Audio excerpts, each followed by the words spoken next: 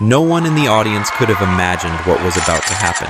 The studio lights warmed the stage the way they always did, smoothing edges, lifting spirits, promising laughter. Steve Harvey stood where he had stood 1,000 times before, jacket pressed, smile ready, a veteran of moments that rose and vanished on cue. The show moved with practiced ease, applause, banter, a rhythm honed by decades. Nothing suggested that the day would leave a mark deeper than the floor tape beneath his shoes.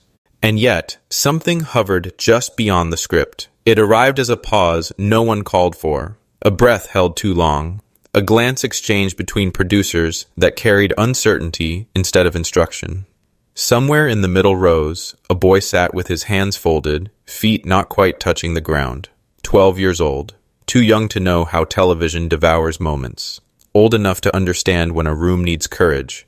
Steve Harvey noticed him because Steve Harvey notices people when they are quiet. The boy's eyes were steady, not wide with celebrity awe, but focused, like someone waiting for permission to step forward.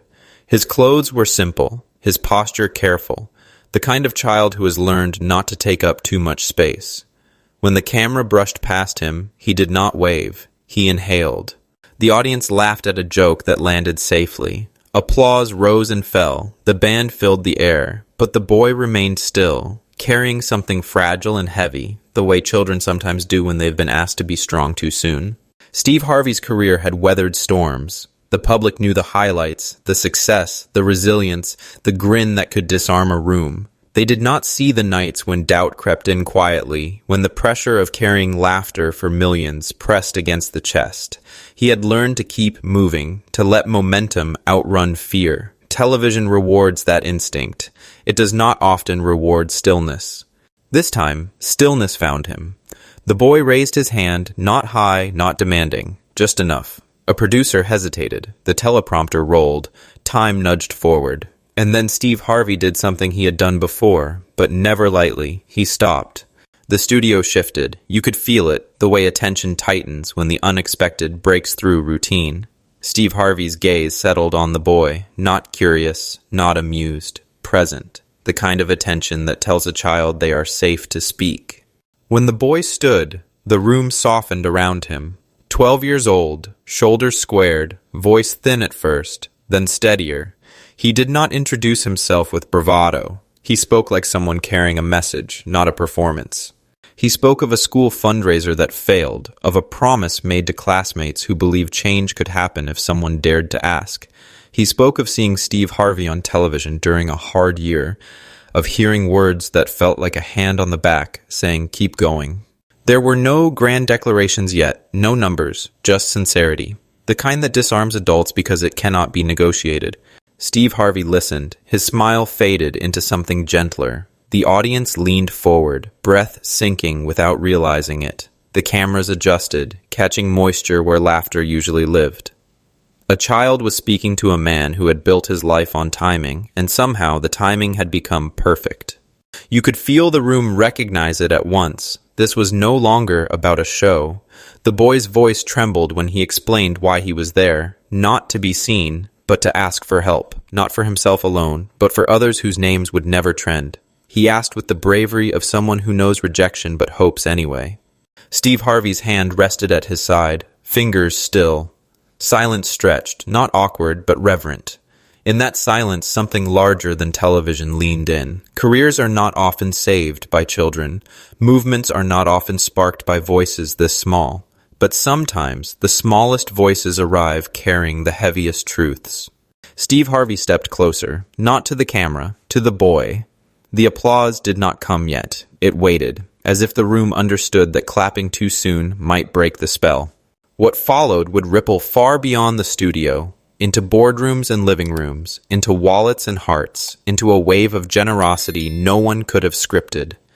But in that first moment, before the numbers, before the headlines, before the $50 million anyone would later whisper in disbelief, there was only a child, a man, and the fragile courage to believe that kindness could still interrupt the noise. The boy's name mattered less than what had shaped him, but his story carried the quiet weight of many. He grew up in a neighborhood where hope arrived in fragments, after-school programs held together by volunteers, classrooms where teachers bought supplies with their own money, kitchens where parents counted carefully before promising anything at all. He had learned early that wanting something bigger than yourself required patience, and that asking for help demanded courage most adults never practice. At school, he was known as the kid who stayed late to stack chairs, who organized bake sales with a seriousness that made grown-ups smile. He watched classmates drift away from dreams because no one had shown them how to hold on to one. When the fundraiser collapsed, when pledges fell short and sponsors quietly withdrew, he felt the familiar sting of disappointment that didn't belong to him alone. It belonged to everyone who had believed for a moment that effort would be enough. He didn't cry. He went home and wrote letters. He studied examples of kindness like they were maps. He watched television not for escape, but for instruction, how people spoke when they were honest, how they listened when they cared. Steve Harvey's voice, steady and unafraid of truth, became a guidepost, not a hero in the abstract, but a presence that said mistakes didn't have to be the end of the story. Steve Harvey, on his side of the stage, carried a different history. The world saw success. He remembered hunger. They saw confidence. He remembered the nights when laughter was a job and faith was a choice made in the dark. Broadcasting had given him reach, but it had also given him a responsibility he took personally to protect the humanity inside the machine. He had learned that audiences could smell insincerity, and that compassion, when offered without agenda, could still cut through the noise. The boy had found a way into that space, not by demanding it, but by honoring it. Behind the scenes, producers whispered calculations. Segments were timed. Sponsors were noted. The machinery of television prepared to move on. But Steve Harvey stood with the boy a moment longer than planned, letting the room feel what it needed to feel. He asked questions that were not designed to entertain. He listened for answers that did not fit neatly into sound bites. The audience watched the exchange unfold with a collective tenderness that surprised them. People who had come to laugh found themselves blinking back tears, not because the story was tragic, but because it was honest. A child asking adults to remember their promises does something to a room. It removes excuses. You could see it in the way hands reached for phones, not to film, but to message, in the way shoulders relaxed when the boy finished speaking, as if a burden had been shared. The band remained silent. The cameras held steady. The stage lights softened, turning the moment less glossy, more human. Steve Harvey knelt, so his eyes were level with the boy's. He thanked him, not for bravery alone, but for trust. He asked what the fundraiser was meant to do, who it was meant to serve. The boy answered plainly. School supplies, community meals. A safe place after the last bell rang. Nothing extravagant. Everything essential. That simplicity landed harder than spectacle ever could. When Steve Harvey stood, the room followed. Not with applause yet, but with attention sharpened by recognition.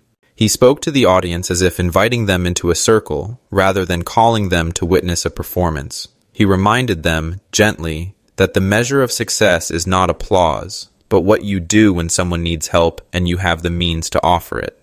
The shift was palpable. Television had become a gathering. Calls would be made after the show. Emails would be sent. Checks would be written. But none of that mattered in the way the next few minutes mattered.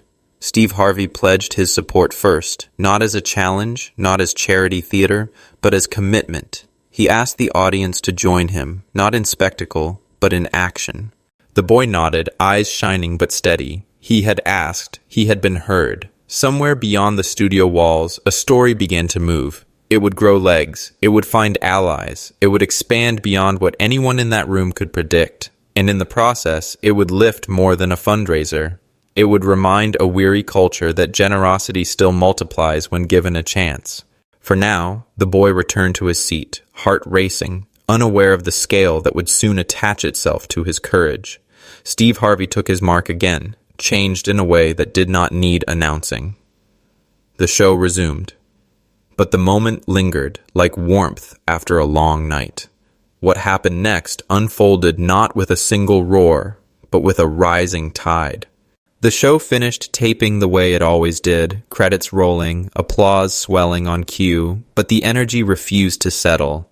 Audience members lingered, talking in low voices, replaying the boy's words as if afraid they might lose them once they stepped outside. Some wiped their eyes, others stared at their phones, already calculating how to help, how to turn emotion into movement before the feeling cooled.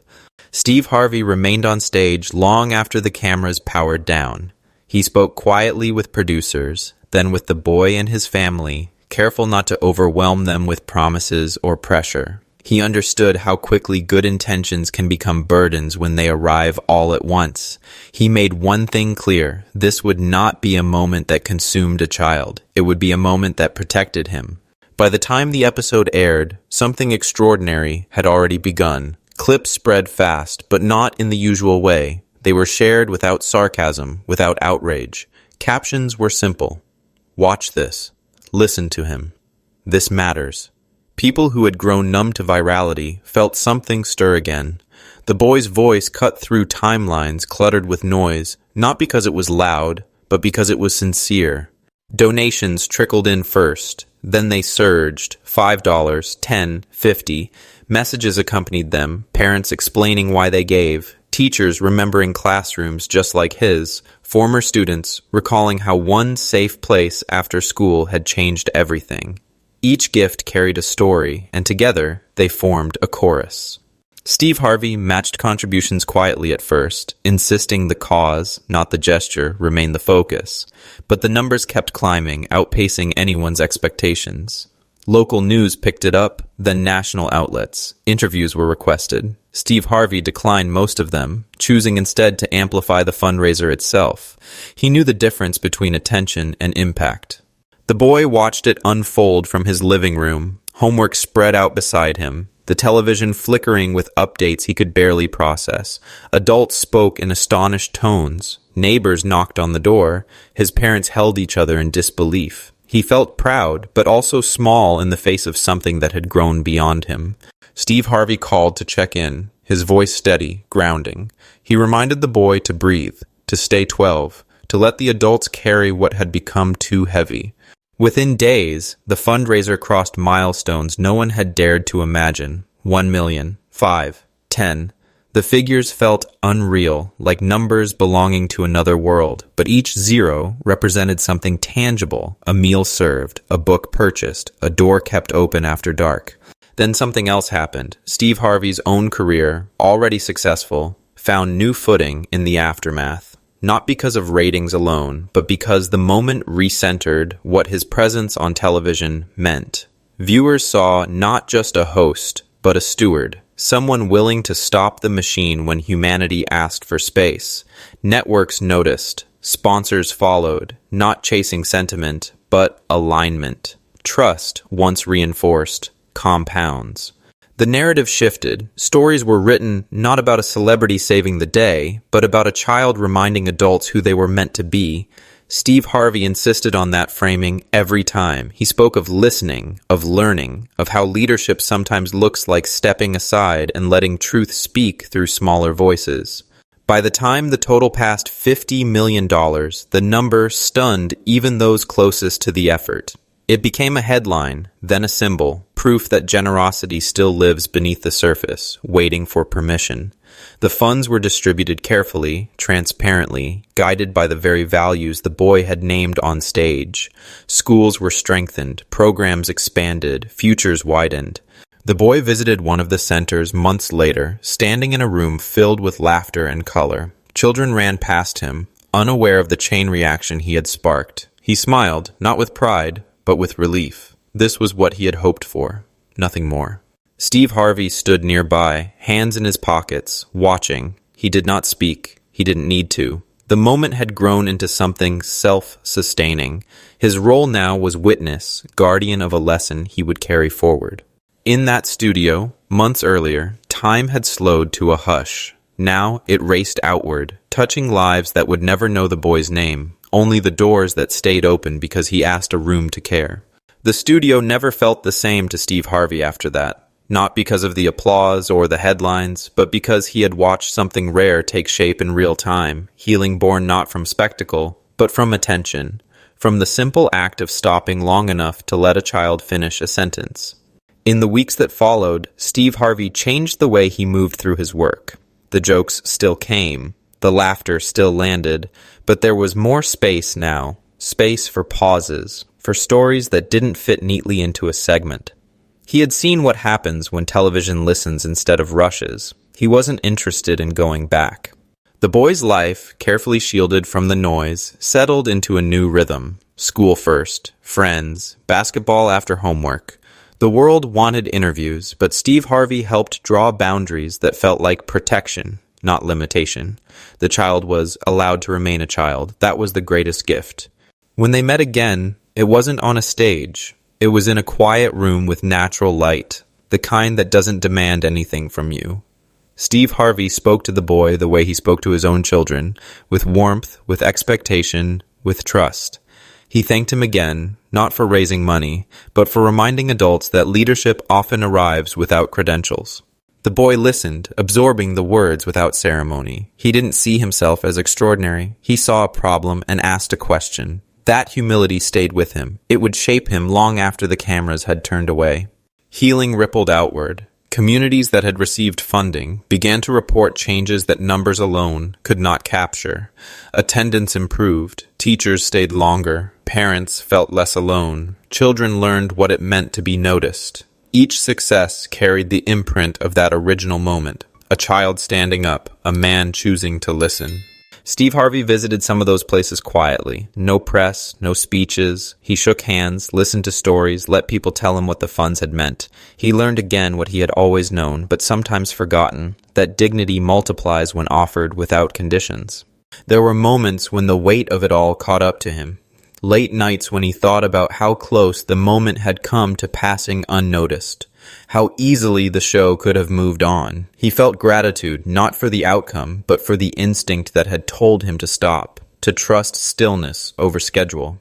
You could feel the difference in the studio, too. Crew members spoke about it in fragments, in the way people reference something sacred without naming it outright, a reminder that the work they did mattered when it made room for humanity, that the machine could pause and survive.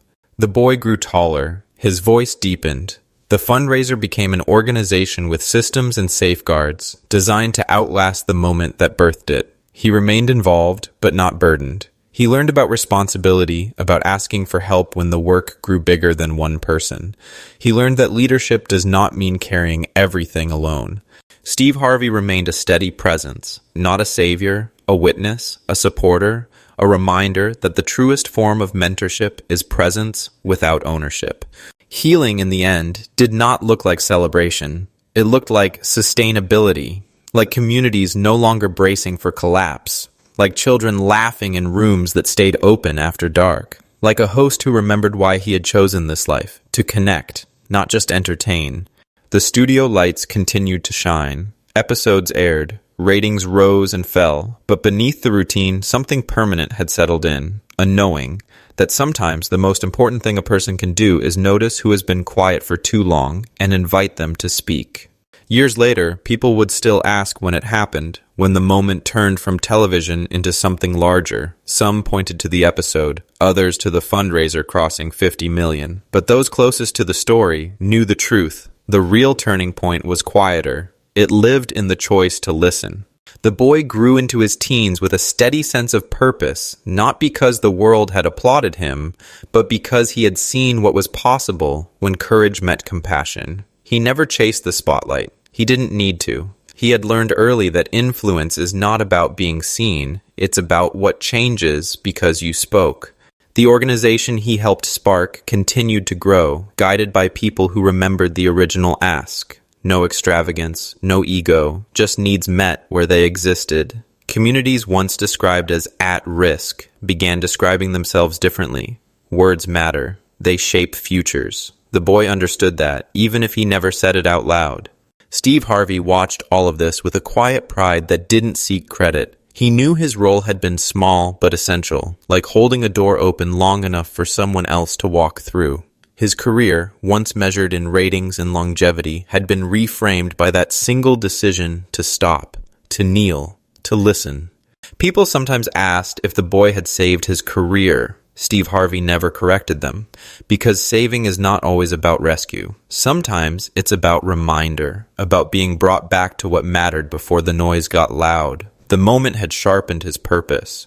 It reminded him that laughter is a gift, but listening is a responsibility. The audience carried the legacy too. Some never donated again, but they remembered how it felt to be moved without being manipulated. Others found themselves more patient with small voices in their own lives, with children, with colleagues, with strangers asking for help in ordinary ways. The ripple didn't announce itself, it simply spread. Television rarely teaches restraint. That day, it did. The studio where it all began continued hosting shows, cycling through guests and games. But those who were there still spoke about the hush that fell when a child stood up. The way time seemed to bend around sincerity. The way a room full of adults remembered something they'd misplaced. And that is how legacies truly form, not in monuments or milestones, but in memory. In the quiet recalibration of what people believe is possible. The boy would one day stand in front of rooms of his own, not to recount numbers, but to tell a simpler truth, that asking for help is not weakness, and listening is not passive. That change often begins with someone brave enough to speak, and someone kind enough to stop and hear them. Steve Harvey would keep doing what he had always done, but differently now, with more patience, more humility, more faith in the pauses.